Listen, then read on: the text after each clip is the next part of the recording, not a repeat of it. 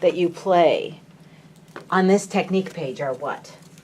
They are staccato, arpeggios, and legato. Yeah, you're so right. Okay, so let's go ahead and do the exercise number 1, where you drop into the key for the first note, and then you roll, and then you drop at the very end as well.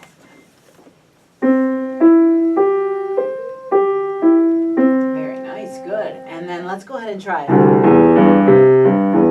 Just a little bit more of one fluid gesture.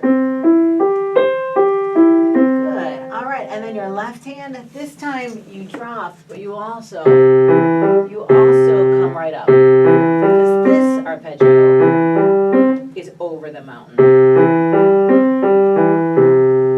And then you can scoop down and come back up.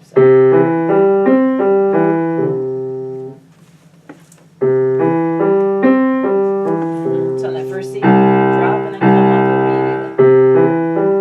That's it.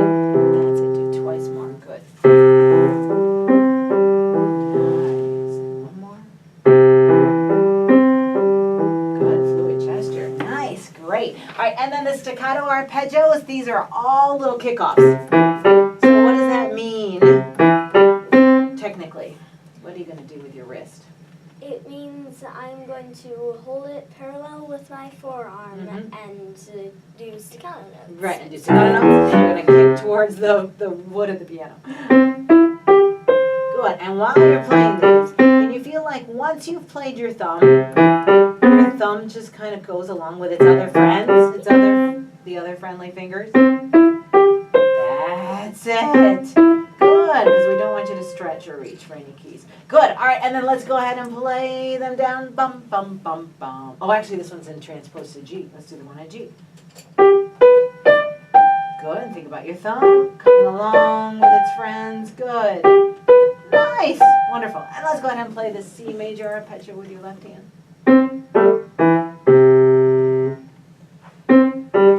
Nice, and then G major. Very well done. Very well done, good. All right, so now the Gigue. Ha. Where do you see those arpeggios?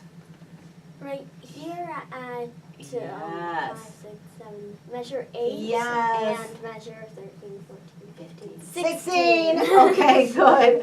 All right, so this particular piece is in 6/8 time, right? So you're very good at 6/8 time. These eighth notes all get how many beats each? 1 beat. 1 beat. Okay. How about if you don't take the repeat? Okay. Okay. All right, in the Baroque era, they love to put in repeats everywhere. But now we're just a modern lifestyle, and we just don't play repeats anymore. It's like you got to go to the next thing.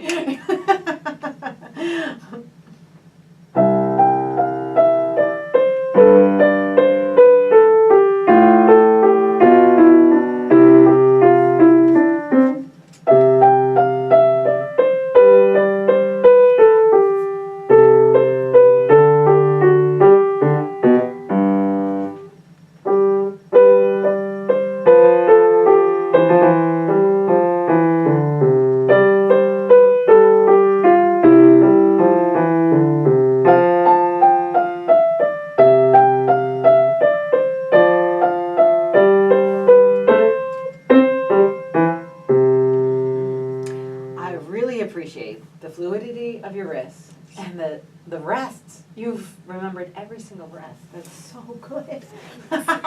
Okay, so I think we should do 2 things. The first is I'd like for you to feel a little bit like you're playing a little bit louder.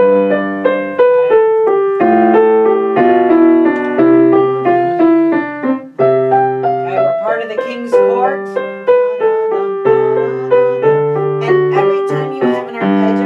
For you to feel, even though it doesn't have a crescendo in it, let's go ahead and crescendo to the bottom note. Okay.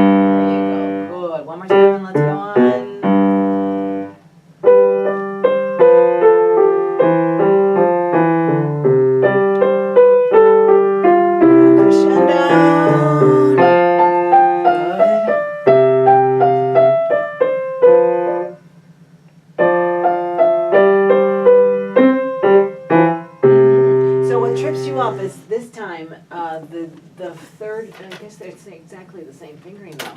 Yeah, same fingering, and it still goes up, right? The pattern goes up, right? Okay, yes, so can we do the last line one more time? Now what about this? If you played the whole thing forte, tell me about how, and I still ask you to play more crescendo. That gets way too loud, doesn't it, right? So if you have forte, and how about if you just go a little bit quieter there? So the end of your phrase can really be nice and noble and proud. Sound good? So I'm just gonna write less right here. Got it? Okay, got it. Last line one more time.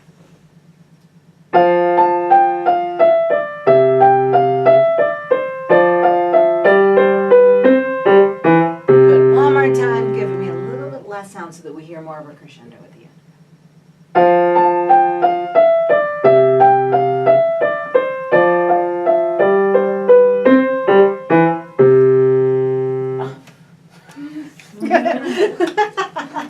Nice going. All right, so you don't have to play that anymore. That's wonderful. So the next page is all about the 1-4-1 cadence.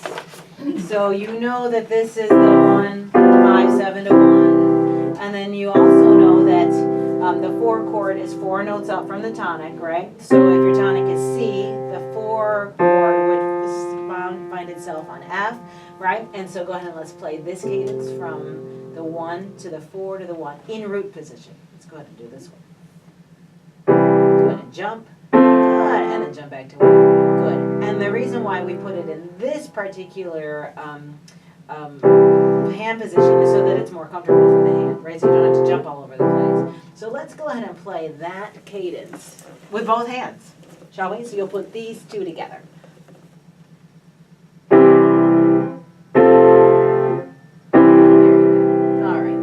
And this picture is of the Colosseum in Rome, right? Just so that you know that all those are Roman numerals. And so they all started, over 2,000 years ago. All right, so those are C major, G major cadences up there, which you know already.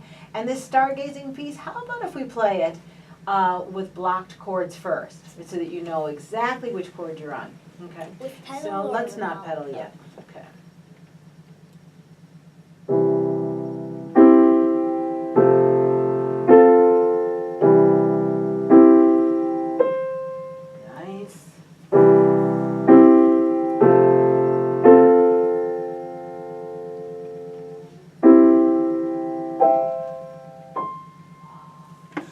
All right, so let's say block first.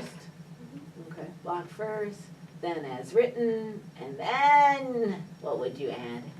Pedal. Yay, then you would add your pedal. Good for you. All right, so let's turn the page. Let's see what's next. On a sailboat, right? So this one also has the 4 chord in it. So how about if you look through the left hand of this piece and show us where a 4 chord is. There's one. Good for you. Good. And where do you see one in the 3rd line? The 3rd line, same place. Very nice. Okay, so let's see how good your sight reading is. I'm going to play your left hand. I'd like you to try the right hand. Okay. So you're in which key? We are in the key of G major. Good. And how about if you scan through this whole piece in your right hand and see if you're going to play any F sharps, either on that top line or below in that space that you know.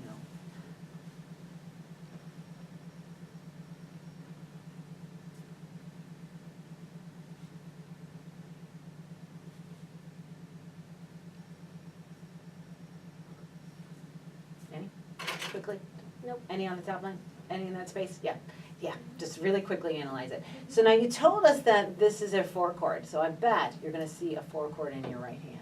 So let's go ahead and block that 4 chord. Okay, very good. All right, so now, and take a look at this so you see that pattern. Very good. And looking at this line, there's a 4 chord here. We didn't see that one. Oh, There's one. There's a 4 chord there. All right, so why don't we just go up to this end of this line? Are you ready? All right.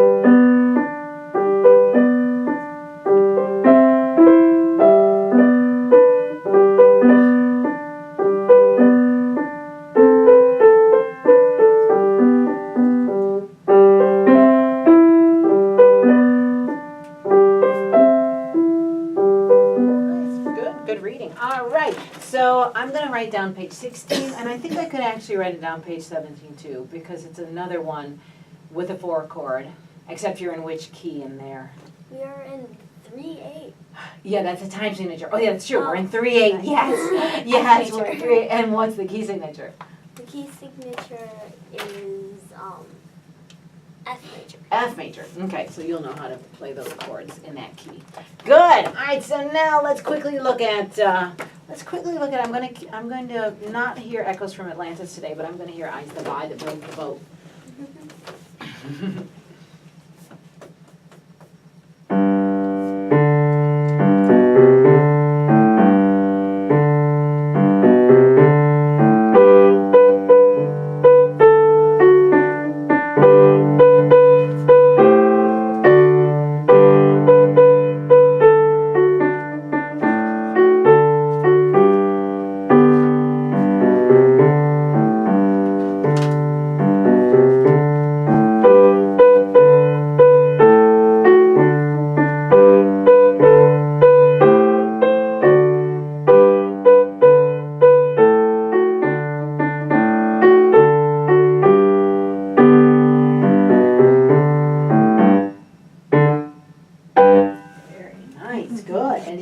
Push-off or a kickoff at the end of that?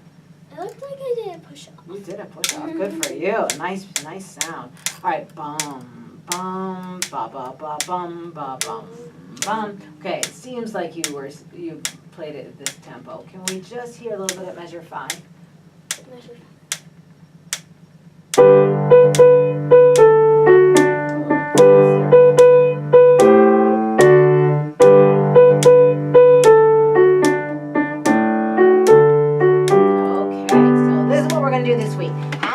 If we say you're going to play this first page at metronome of 76, and you're going to do that 3 times.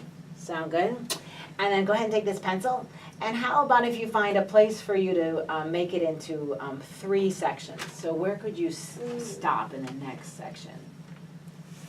The next page, I should say. I would say this would be the next section. But then you'd only be playing 1 line. Can you cut this part in 2? So that they all are kind of equal? Or else could you start? That would be a really good phrase to start. Good. So that will be your 3rd section. Good. So you'll do each section, each of the 3 sections in metronome of 76. Okay, 3 times. And then, da ba ba ba ba ba ba. Now let's go ahead and just try that line at this faster tempo. So the front top line? Let's do the second line. Let's try that.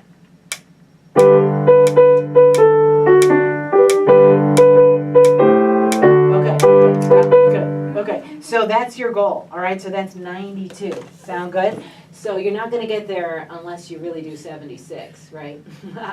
And then if you feel like 92 is way too quick, then you can go somewhere in the middle. Does that make sense? Yeah. Okay, very nice. All right, so that's the only one I'm going to give you in that one, okay? So now let's go ahead and look at innocence. Oh,